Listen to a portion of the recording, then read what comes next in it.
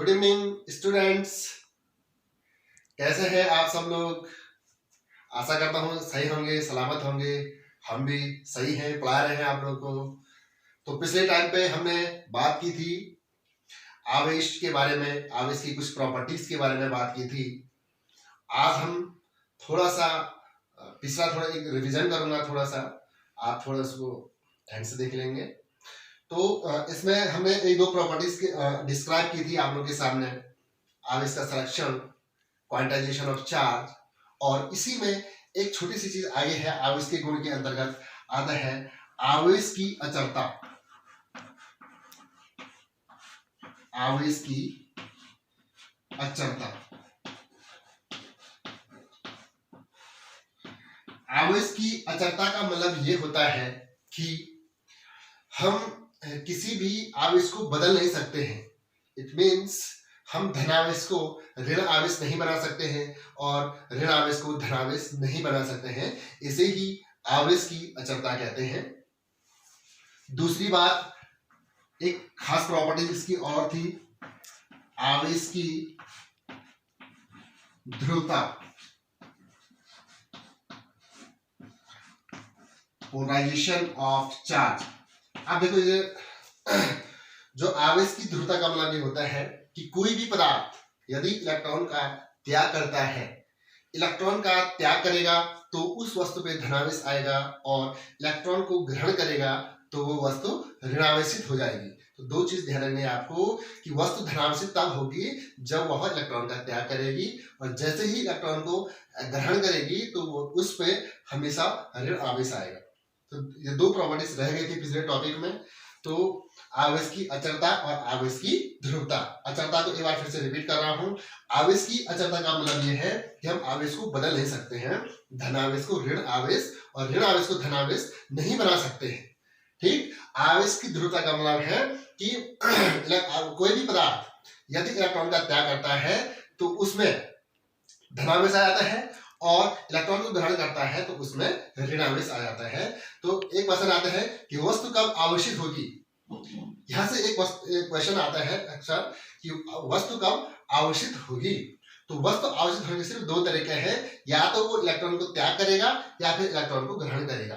ठीक है, तो इलेक्ट्रॉन ग्रहण करेगा या फिर त्याग करेगा, इसके फलस्वरूप वस्तु क्या हो जाएगी, आवेशित हो जाएगी। ठीक है, तो पिछले टाइम पे ये छूट गया था। आज हम बात करते हैं कूलाम्ब का नियम। कूलाम्ब का नियम, देखिए जो ये कूलाम्ब का नियम है, ये जो मेन चीज दिखाता है वो दिखाता है इंटरेक्शन ऑफ चार्ज, आवेश की पारस्परिक क्रिया। आवेश की पारस्परिक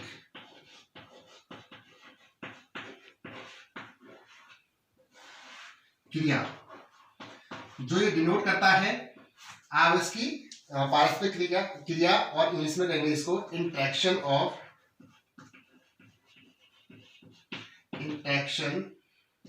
चार्ज, इंटरेक्शन ऑफ चार्जेस। तो जो कूलाम्ब का नियम है एक्चुअली ये बात करता है आवेश की पारस्परिक क्रियाओं के बारे में। तो पिछले टाइम में भी हमने डिस्कस किया था कि दो चीजें हैं कि आवेश हमारे पास एक होता है धनावेश, एक होता है ऋणावेश। तो हमने बात की कि जो धन आवेश और धनावेश होता है और ऋण आवेश और ऋणावेश होता है, दोनों के बीच जो क्रिया होगी हमेशा रिपल्सन यानी कि प्रतिकर्षण, रिपेल होगा। क्या होगा, रिपेल होगा। और इसमें भी सेम क्या होगा, रिपेल होगा। माइनस माइनस चार्ज होंगे तो वो भी क्या करेंगे, रिपेल करेंगे। ठीक है, यदि आपके पास अपोजिट चार्ज है, एक प्लस है और एक माइनस है, और एक माइनस है और एक प्लस है, तब क्या होगा, तो दोनों कंडीशन में एक दूसरे को क्या करेंगे, आकर्षित करेंगे, अट्रैक्ट करेंगे, आकर्षित करेंगे। तो यहां भी आकर्षित करेंगे। ठीक है, तो इन्हीं को लेके जो इनकी जो पारस्परिक क्रिया है, कूलाम्ब ने इनको एक नियम बनाया जिसे कहते हैं कूलाम्ब का नियम।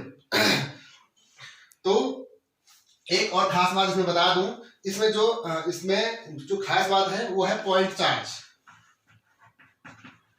पॉइंट चार्ज, जो कूलाम्ब ने जो नियम दिया है वो पॉइंट चार्ज के लिए दिया है। और वो कैसा पॉइंट चार्ज है, वो हमेशा रेस्ट में होगा। किसमें होगा, रेस्ट यानी कि स्थिर बिंदु आवेश जो हमारा कूलाम का नियम है वो सिर्फ काम करेगा किसमें, स्थिर बिंदु आवेश, बिंदु आवेश में काम करेगा, और आवेश अगर गति करेगा तो ये नियम लागू नहीं होगा। ठीक है, तो दो चीजें हमारे पास पहले क्लियर कर दी है कि जो कूलाम का नियम है वो स्थिर बिंदु आवेश रेस्ट पॉइंट चार्ज के लिए काम करेगा, और किस क्या जो रेस्ट पॉइंट चार्ज जो भी होंगे, या वो प्लस प्लस होंगे, माइनस प्लस होंगे, माइनस माइनस होंगे, जो भी होंगे तो वो किस में होंगे, रेस्ट में होंगे, स्थिर अवस्था में होंगे। ठीक, एक और बात है, जो पॉइंट चार्ज क्या होता है, बिंदु आवेश, बिंदु आवेश का मतलब ऐसा होता है बहुत छोटे छोटे आवेश, ऐसा आवेश जो बहुत छोटे छोटे होते हैं, बिखरे हुए नहीं है, उसको हम क्या कहेंगे, बिंदु आवेश। जैसे किसी वस्तु इस टाइप का आवेश बिंदु आवेश है। अब बिखरा हुआ आवेश कैसा होता है, बिखरा हुआ कोई वस्तु इस टाइप से है, इसमें आवेश इस टाइप से बिखरा हुआ है, तो ये बिखरा, ये आपका बिंदु आवेश नहीं है। बिंदु आवेश एक छोटी सी बिंदु है, इसमें जो आवेश है वो बिंदु आवेश है। ठीक, तो ये दो तीन चीजें आपको क्लियर हुई हैं। अब हम बात करते हैं इस कूलाम के नियम के बारे में कि किन किन कंडीशन में ये नियम लागू होते हैं, और एक्चुअली ये नियम है क्या चीज। ध्यान से देखेंगे, हमारे पास दो चार्ज हैं, एक चार्ज, एक बॉडी ये है और एक बॉडी हमारे पास ये है, दो बॉडीज हमारे पास है। एक को कह दिया हमने Q1 और एक को कह दिया हमने Q2। दो पॉइंट चार्ज हमारे पास है, एक Q1 है और दूसरा क्या है, Q2 है।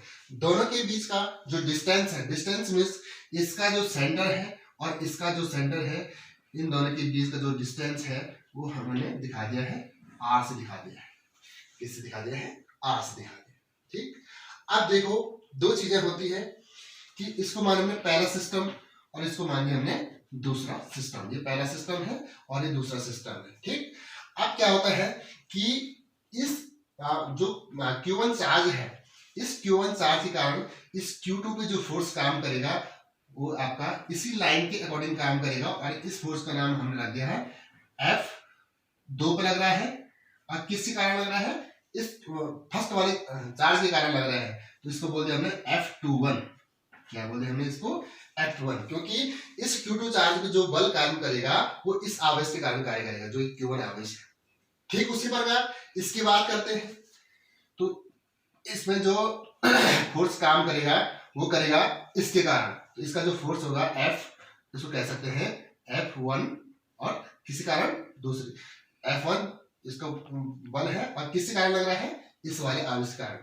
तो दो चीज हमारे पास क्लियर हो गई, एक फोर्स यहाँ लग रहा है और एक फोर्स क्या लग रहा है, यहाँ लग रहा है। ठीक, इस आवेश के कारण ये फोर्स और इस आवेश के कारण ये फोर्स लग रहा है। आप देखो कूलाम ने क्या कहा, कूलाम ने इन्हीं दोनों आवेशों के लेके एक नियम बनाया। उन्होंने कहा कि जो दो चार्ज हैं, जो एक प्लस Q1 है और प्लस Q2, आप इसको माइनस में भी ले सकते हैं, कोई दिक्कत नहीं है। तो इन दोनों चार्ज के बीच जो फोर्स काम करेगा F, इस डायरेक्टली प्रोपोर्शनल होगा प्रोडक्ट ऑफ चार्जेस, दोनों आवेशों के गुणनफल के। तो आप कहेंगे Q1 into Q2, Q1 into Q2, मतलब अगर Q2 का मान बड़ा होगा तो फोर्स का मान तभी ज्यादा होगा, Q1 का मान ज्यादा होगा तभी बल का मान क्या होगा, ज्यादा होगा। दूसरी बात इन्होंने करी कि जो ये बल है F, ये इनवर्सली प्रोपोर्शनल टू है 1/r² के, दूरी के व्युत्क्रम के स्क्वायर के बराबर है। दो चीजें उन्होंने कहा भाई। ठीक, तो हमने इसको माने इक्वेशन नंबर फर्स्ट और इसको माने हमने इक्वेशन नंबर सेकंड। ठीक, अब क्या करना है, हमने इन दोनों को एक साथ सॉल्व करना है। तो एक साथ करेंगे तो हो जाएगा आपके पास F is directly proportional to Q1 Q2 upon R²। ठीक, और ये आपका जो साइन है अनुक्रमाने वाले का निशान है, इसको हटाने के लिए हमें से एक कांस्टेंट की जरूरत होती है।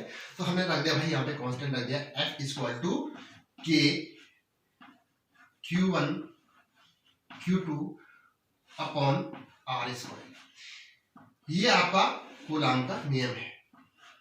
ठीक है, आप देखो जो कांस्टेंट है कूलाम ने करना, ये कांस्टेंट दिया है यहाँ पे। उन्होंने कहा कि K का मान होता है